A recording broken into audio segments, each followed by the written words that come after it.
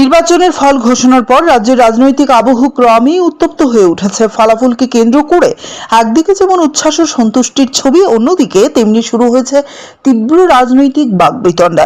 এই প্রেক্ষাপটে বিশালগড় সংশোধনাগার থেকে বিলোনিয়া আদালতে তোলার সময় সংবাদ মাধ্যমের মুখোমুখি হয়ে একাধিক মন্তব্য করেন চর্চিত সাংবাদিক সৈকত তলাপাত্র।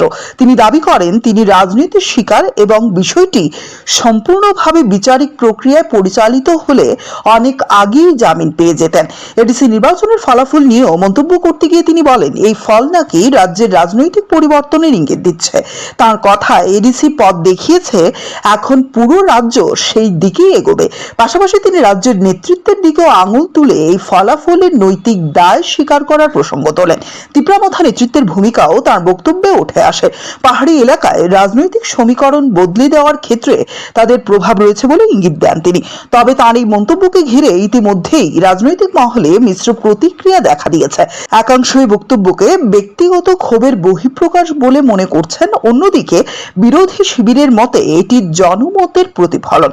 সব মিলিয়ে এডিসি নির্বাচনের ফলাফল রাজ্যের রাজনীতিতে নতুন করে উত্তেজনা ও বিতর্কের জন্ম দিয়েছে।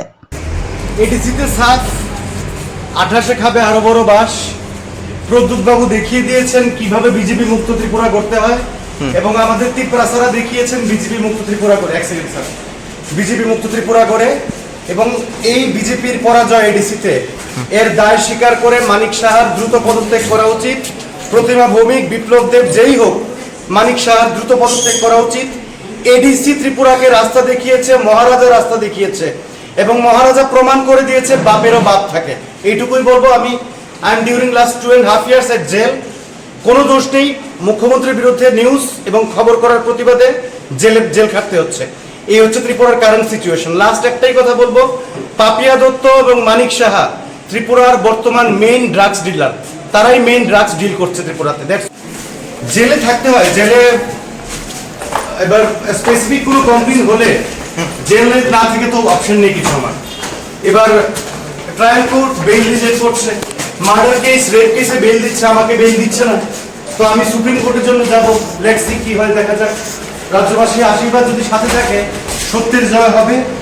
And I strongly believe